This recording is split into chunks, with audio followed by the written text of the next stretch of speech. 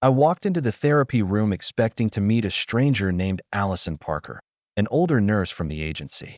Instead, there was a young woman in blue scrubs, kneeling beside my daughter, covered in paint and laughter. For the first time in months, Emma was smiling again, and I realized, somehow, the wrong nurse had just walked into the right house. Thomas Weston stood in the doorway of the pediatric therapy room, framed by the afternoon light that spilled through the wide bay window. The room smelled faintly of disinfectant and watercolor paint, a mixture that had become part of his daily life since the accident. His daughter, Emma, sat in her wheelchair near the easel, her small hands smudged with blue and yellow as she worked on a painting with a young woman he'd never seen before. For a second, he thought he had entered the wrong room. The agency was supposed to send Allison Parker, experienced, calm, mid-40s, a professional he could trust with his only child. But the woman kneeling beside Emma was none of those things. She looked to be in her late 20s, her blonde hair tied back in a loose ponytail that kept falling over one shoulder as she leaned closer to Emma's painting. She wore simple blue scrubs and a warm, unguarded smile that made Emma laugh in a way Thomas hadn't heard in months. When the woman finally noticed him, she rose quickly, brushing a streak of yellow paint from her hand. "Mr. Weston?" she asked, her tone gentle but unsure. "I think there's been a mix-up with the agency. I'm Harper Bennett." Thomas blinked. "I'm sorry, who?" "Harper Bennett," she repeated, offering a small apologetic smile. "I was supposed to be assigned to a family on Maple Street, but I ended up here on Maple Avenue." Your daughter answered the door. She seemed so excited about her painting session that I didn't want to disappoint her. Thomas's jaw tightened. "So, you're not Allison Parker?" Harper shook her head, clearly embarrassed. "No, and I should have realized the mistake sooner, but, well, she was already setting up the paints. She told me her dad was busy, and she looked so happy I thought I could at least keep her company until things were sorted." He exhaled, half frustrated, half uncertain what to do. Then Emma turned in her wheelchair, her face glowing with pride. "Daddy, look. Harper helped me paint the sunset. Isn't it pretty?" Thomas looked down at the paper, an uneven burst of gold and pink spreading across the page, and something in his chest softened. "It's beautiful, sweetheart." Then he turned back to Harper. "And you're a nurse?" "Yes," she said quickly. "Pediatric nurse. 5 years of experience, mostly physical therapy and rehabilitation. I can show you my credentials." She reached into her bag, handing him a folder. He flipped through the pages. Her qualifications were solid, actually more impressive than Allison Parker's resume. Harper seemed to sense his hesitation. "I completely understand if you'd rather I leave," she said. "You can contact the agency, and they'll fix the mistake." Before he could answer, Emma's voice cut in, firm and pleading. "No, Harper has to stay. She promised to help me finish." Thomas looked at his daughter, the determination in her eyes, the faint color in her cheeks, and realized this was the first time in weeks she had insisted on anything. The accident had stolen more than mobility. It had dimmed her spirit. But right now, she was smiling. He sighed, rubbing his neck. "Could you stay another hour? Just until I reach the agency." "Of course," Harper said, visibly relieved. Thomas leaned against the doorway as Harper knelt again beside Emma, helping her steady the brush. Their laughter filled the quiet room. Harper encouraged every movement, turning each exercise into a game without Emma realizing it. There was something effortlessly kind about her. No trace of pity, only genuine care. For the first time in a long while, Thomas didn't feel the hollow silence of loss pressing in from every wall. Instead, he felt the faint, unfamiliar stir of peace. He stepped away quietly to make the call to the agency, his hand tightening around the phone as he listened to the explanation of a simple clerical error. Yet, even as they promised to send the correct nurse tomorrow, he found himself glancing back toward the laughter echoing from the therapy room. When he hung up, he lingered by the door a moment longer, watching his daughter's face light up under Harper's encouragement. A strange thought crossed his mind, unexpected and uninvited. Maybe, just maybe, the wrong nurse had come to the right house. The agency confirmed the mistake in their usual clinical tone. It was just a scheduling error, they said, an easy fix. The right nurse, Allison Parker, would be available tomorrow morning. Thomas thanked them politely, but as he hung up, he stayed where he was, watching Harper and Emma through the half-open doorway. Emma was laughing again, her voice bright, and unrestrained. Harper had turned therapy into something that looked suspiciously like play. The little girl was holding a paintbrush in one hand and a small rubber ball in the other, alternating between dips of color and light tosses that made her stretch just a bit further each time. It was clever, seamless, therapy disguised as joy. "You're getting stronger," Harper said, her voice steady and patient. "Try reaching just a little higher, see? Perfect. That's how you'll build those muscles back up." Emma beamed, proud of herself, and Thomas felt a sting behind his eyes. He hadn't seen that expression in months, not since before the crash.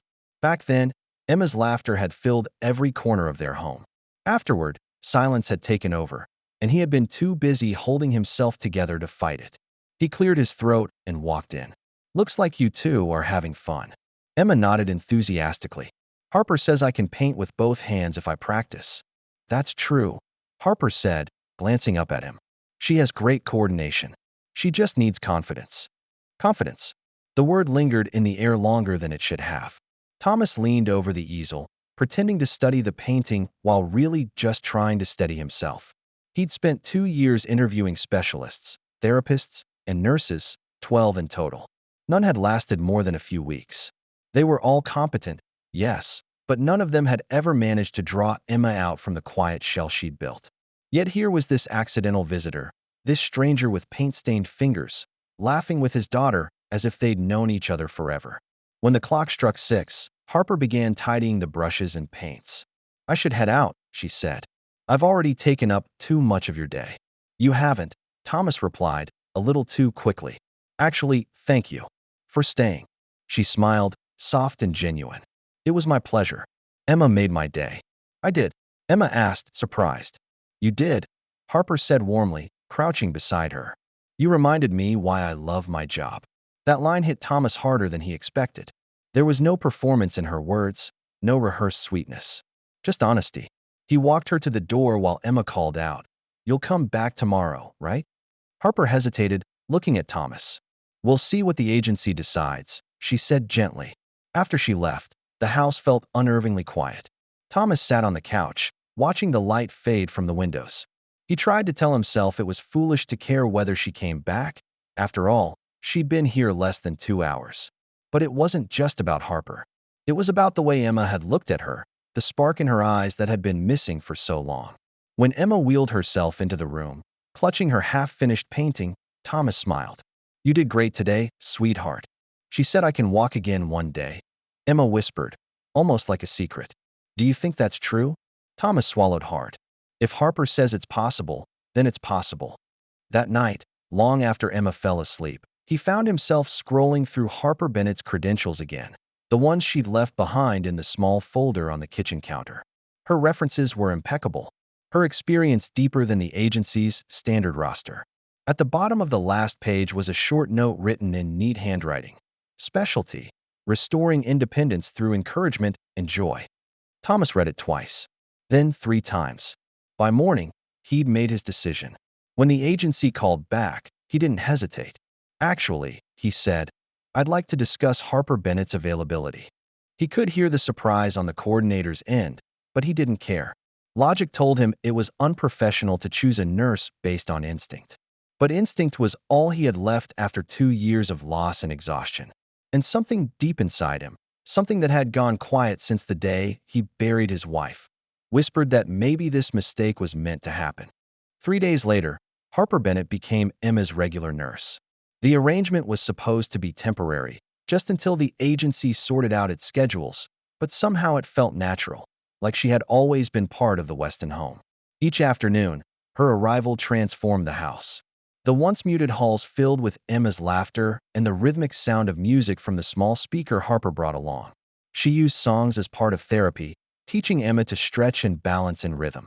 The sessions that used to feel like battles now sounded like joy. "Okay, Miss Emma," Harper said one afternoon, adjusting the brace on her leg. "Let's see if we can beat yesterday's record. 10 seconds standing, remember?" Emma's brows furrowed in determination. "I'm ready." Thomas stood nearby, pretending to check his phone but secretly timing her progress. Harper's hand stayed near Emma's sides, steady but never intrusive, her voice calm and encouraging.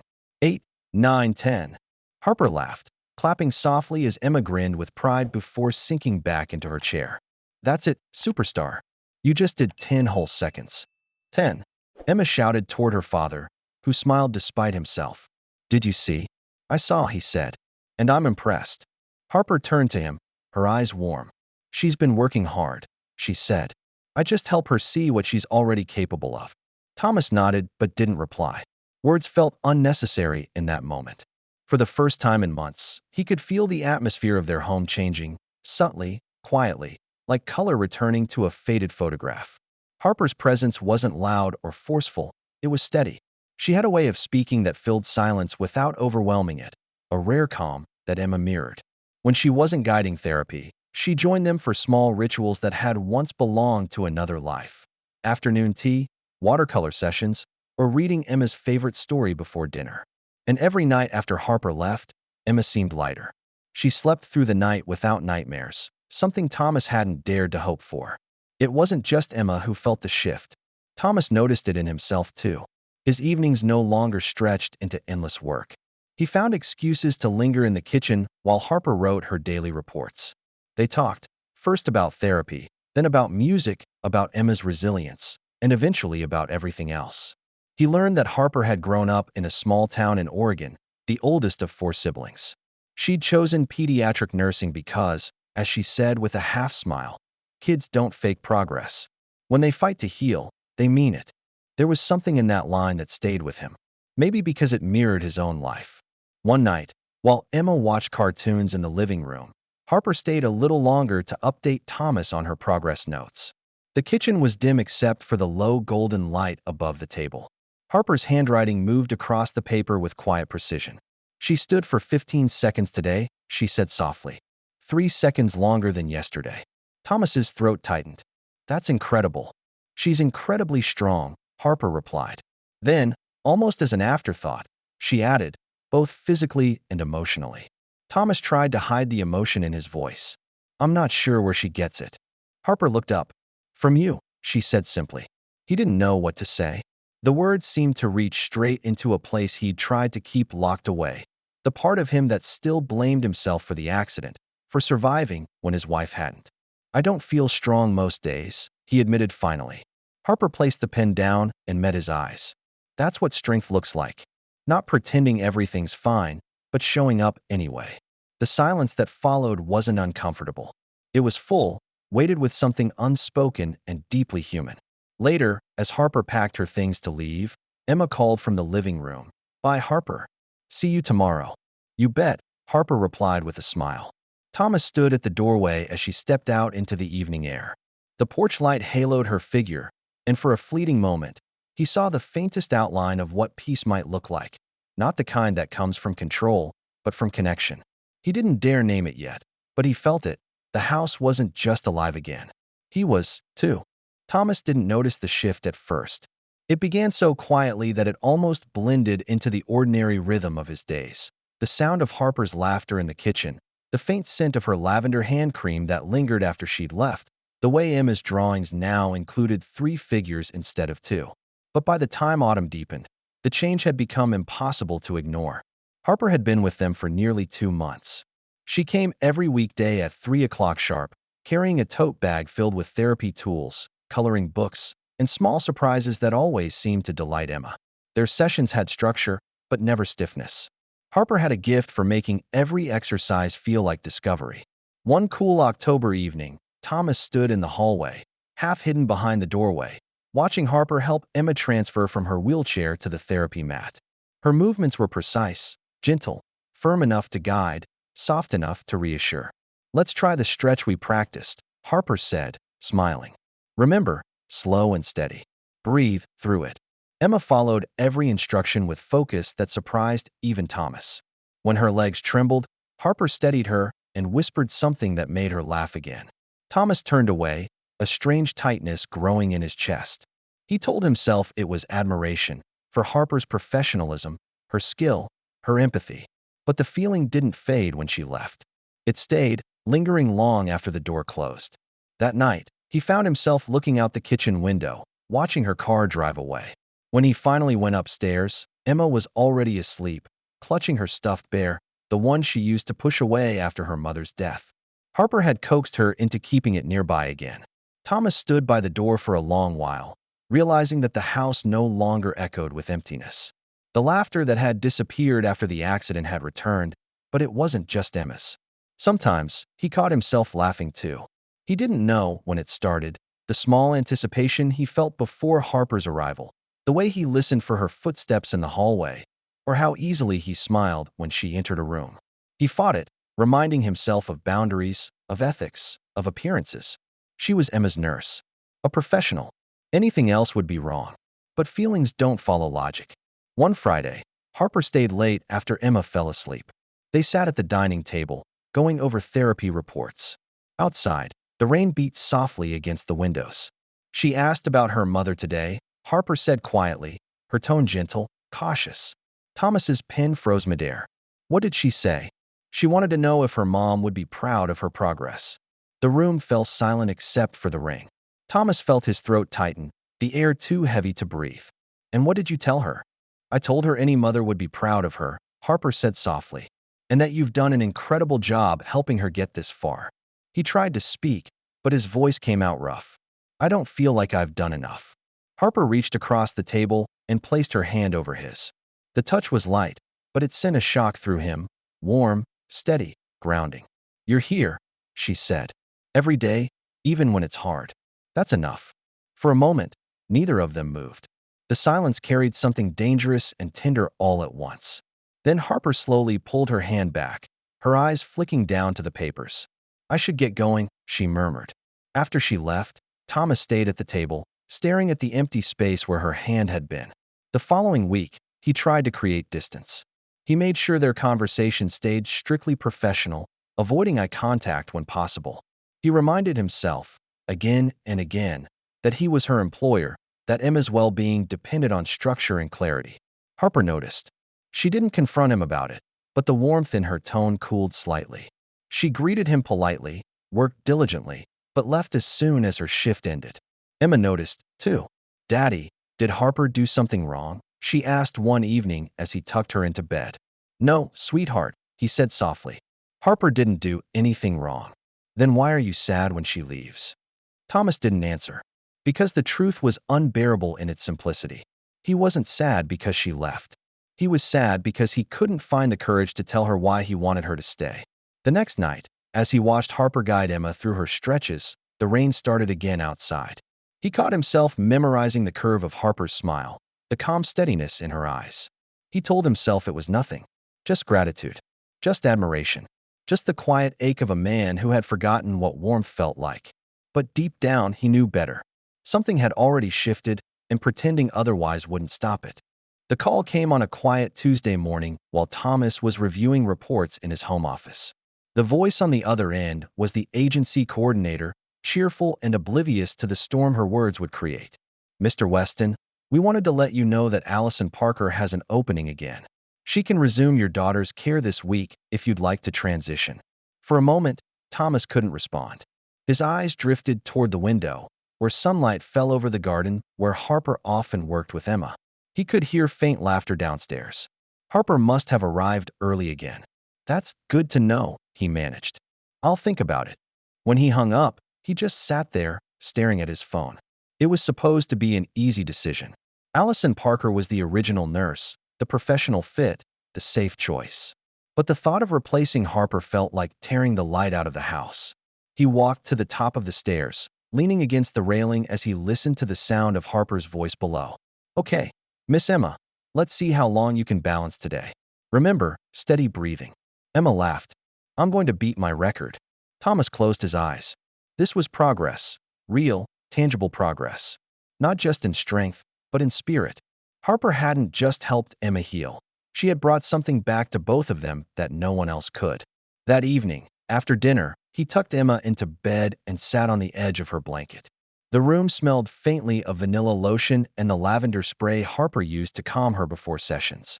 Sweetheart, he said carefully, how do you feel about Harper? Emma looked puzzled.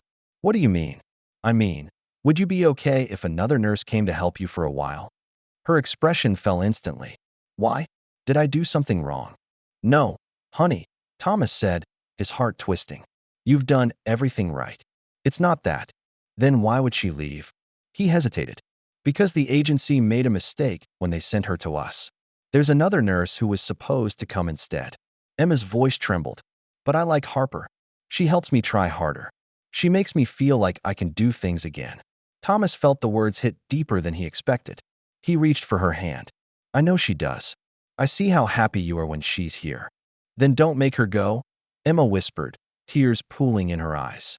Please, Daddy, don't. He pulled her into his arms, feeling her small body shake. The weight of that plea settled on his shoulders heavier than anything he'd carried in years. After she fell asleep, he sat in the dark for a long time. The house was silent again, but not empty, just holding its breath, waiting for his choice. Logic told him to let Harper go, to avoid complications, to protect boundaries. But love, quiet, patient, uninvited love, had already begun to take root.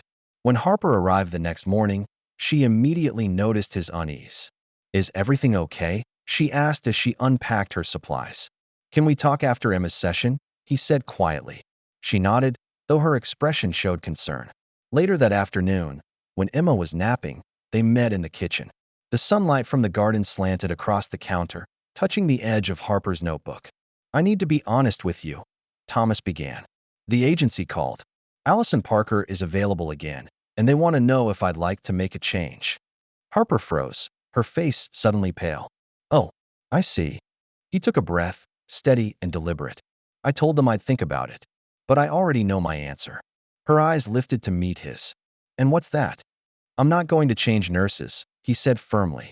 Emma needs you. She trusts you. You've done more for her in 2 months than anyone else managed in a year. Harper let out a breath she didn't realize she was holding. Thank you, she whispered. Thomas hesitated, the words caught somewhere between reason and confession. But there's something else I need to tell you, he said. Something I probably shouldn't say, but I can't keep pretending it isn't there. She waited silently, her fingers tightening around the edge of her bag. I have feelings for you, he said finally. Feelings that go beyond professional respect. I know it's not appropriate, and I'd never want it to affect Emma's care, but I can't keep acting like it's not true. Harper's lips parted slightly, surprise flickering in her eyes, but not rejection. He exhaled, relieved just to have said it aloud.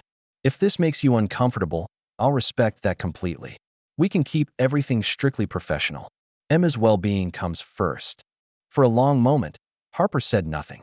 The only sound was the faint hum of the refrigerator and the steady beat of both their hearts, too loud in the stillness.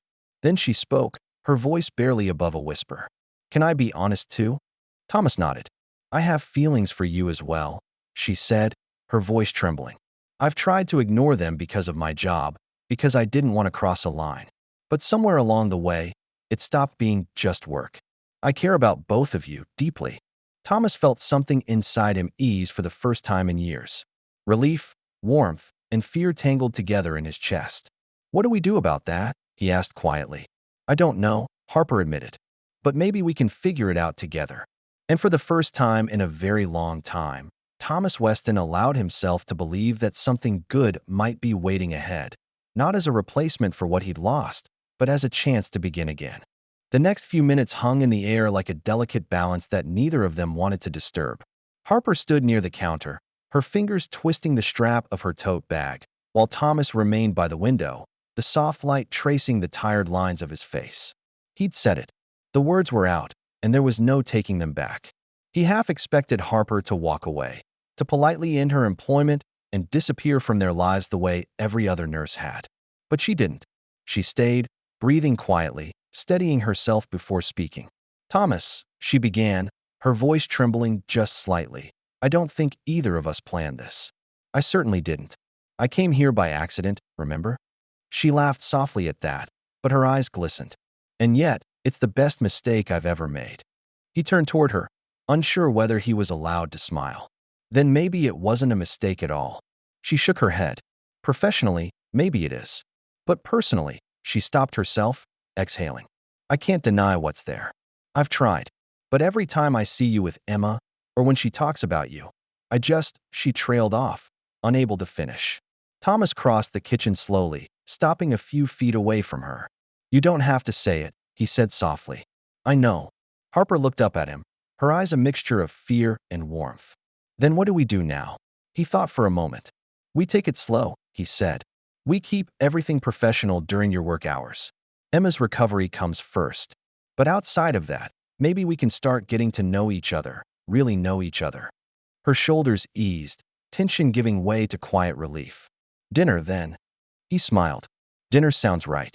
That evening, after Harper left, Thomas sat in the living room long after the lights were off, trying to make sense of what had just happened. The house was silent, yet for the first time since his wife's death, the silence didn't hurt. It felt peaceful. The following days were careful, deliberate. Harper arrived at her usual time, her tone steady and her focus entirely on Emma's progress. But between the small talk and the therapy sessions, there was something new. A glimmer in her eyes when their gazes met, a subtle warmth in the air that hadn't been there before. Emma noticed first. Daddy, she asked one afternoon as Harper adjusted her braces, why do you smile so much now? He tried not to laugh. Do I? Uh-huh, Emma said seriously. And Harper smiles too. Maybe you both like the same jokes. Harper chuckled from across the room, but didn't meet his eyes. Maybe we do. By the end of the week, Thomas found himself dialing Harper's number after hours. He hesitated before pressing call, but when she answered, her voice carried a gentle surprise. Thomas, I just wanted to say thank you, he said, feeling awkwardly formal. For everything you've done, for Emma, and for me, I suppose. Her tone softened. You don't have to thank me. Being part of your lives, it's meant more to me than you know. He hesitated, then said quietly, would you have dinner with me this weekend? Just dinner. Nothing complicated. She paused long enough for his heart to race before answering. I'd like that. They agreed to meet Saturday evening. Emma would stay with her grandmother, and Thomas found himself doing something he hadn't done in years, planning for a date. He felt ridiculous worrying about what to wear, whether to bring flowers, how to start a conversation that didn't involve progress reports or medical charts. When Harper arrived, she wore a simple navy dress and her hair down for the first time. He'd never realized how soft it looked when it framed her face. They went to a quiet restaurant near the river, one with dim lighting and a slow jazz band playing in the corner. For the first 20 minutes, they talked about Emma, of course. But as the night went on, their conversation shifted to childhoods, to dreams, to memories of loss and resilience. Thomas spoke of his late wife for the first time in years without breaking down, and Harper listened, not with pity, but with compassion. By dessert, something fragile had become steady between them. I think I was afraid, Thomas admitted. Afraid that if I let myself care again, I'd lose someone else. Harper reached across the table, just like she had that night in the kitchen, and placed her hand over his. You're not losing anything, Thomas, she said. You're learning how to live again. He held her gaze for a long moment, then nodded. It wasn't a grand confession, no cinematic kiss under the stars. It was quieter, realer, a promise formed between two people who had already seen how fragile life could be. From that evening forward, they moved carefully, balancing boundaries and emotions with patience. Harper remained Emma's nurse during the day, but a few evenings each week, she returned, not as an employee, but as someone who belonged. And for the first time in a long time, the Weston house didn't just feel like a place of healing. It felt like home.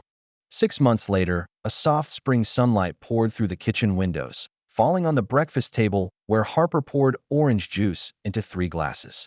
Emma sat nearby, her legs braced but uncovered, her wheelchair parked behind her. The smell of pancakes and fresh fruit filled the air. It felt like an ordinary morning, and that, Thomas thought, was the miracle of it. Harper's laughter blended with Emma's chatter about schoolwork and her therapy goals. If I can walk 10 steps without holding the bars, I get to pick dessert tonight, Emma declared proudly. Thomas smiled. That's a pretty sweet deal. She's bargaining now, Harper said with mock seriousness. I might have created a negotiator. Emma giggled. You created a walker. The truth of those words hit all 3 of them harder than expected. Later that afternoon, Emma insisted on practicing in the garden, where the grass glowed pale green and the air carried the scent of lilacs. She moved between the parallel bars Harper had installed months ago, her face tight with concentration. Thomas stood close, ready to catch her if she stumbled, though he didn't have to. Ready when you are, Harper said gently. Emma nodded. Her fingers hovered for a moment over the bars before she let go. One step, then another. Her knees wobbled, her arms trembled, but she didn't stop. "Come on, sweetheart," Thomas whispered, his heart thundering. 3 steps later, she lost balance and fell forward, right into Harper's arms. For a heartbeat, silence filled the garden. Then Emma laughed, breathless, tears mixing with joy. "I did it. I walked to you, Harper." Thomas dropped to his knees beside them, unable to speak. His eyes blurred as he pulled them both close. "You did it, Emma," he whispered, his voice cracking. "You really did." Harper was crying too, her hand on Emma's back. "You're the bravest girl I've ever known." That night, after Emma had gone to bed, the house was quiet except for the soft hum of crickets outside. Harper and Thomas sat together in the garden, the same spot where Emma had taken her first unassisted steps just hours before. The moonlight cast silver shadows across the path, illuminating the parallel bars that now seemed more like a symbol than equipment. "A year ago," Thomas said, his voice low, "I didn't think we'd ever get here. I didn't think Emma would walk again. I didn't think I'd ever feel anything but grief." Harper rested her head against his shoulder. "And now," he said slowly, "I feel hope. Because of her. Because of you." Harper's fingers brushed lightly over his hand. "It wasn't just me, Thomas. You were always there. You just didn't know you were healing too." He looked at her for a long time before speaking again. "The day you walked into this house, I thought it was a mistake. I thought you were in the wrong place." She smiled, her voice barely a whisper. "It wasn't the wrong house, Thomas. It was exactly where I was supposed to be." He kissed her then, softly, reverently, as if sealing a quiet truth that had waited patiently for its moment. A year later, Emma walked down a garden aisle as the flower girl at their wedding. Her steps were slow but steady, each one a small triumph, her white dress swaying in rhythm with the petals she scattered. Harper wore a simple gown of ivory lace, her hair pinned with small wildflowers. Thomas stood waiting, his heart full, watching the woman who had turned an accident into a miracle. As Harper reached him, she smiled through tears. "Love you," she whispered. "I love you too," he said, his voice shaking. "More than I ever thought I could again." The guests saw a wedding, but Thomas knew what it really was, a resurrection. Not just of love, but of laughter, family, and the quiet courage it takes to begin again. Later, as they posed for photographs, Emma tugged on her father's sleeve. "Daddy," she said, "remember when Harper came to the wrong house?" Thomas laughed softly, looking toward his wife. "I remember, sweetheart. But it turns out it wasn't the wrong house at all. Sometimes," he thought, "life doesn't send you what you planned for. Sometimes it sends you what you need, wrapped in the shape of a mistake, arriving on your doorstep when you least expect it." And as Harper slipped her hand into his, with Emma beside them and the evening sun setting over their garden, Thomas Weston understood something that would stay with him forever. That life's most precious gifts rarely come in perfect wrapping. That healing often begins with chaos. And that sometimes, the wrong address leads you exactly where you belong.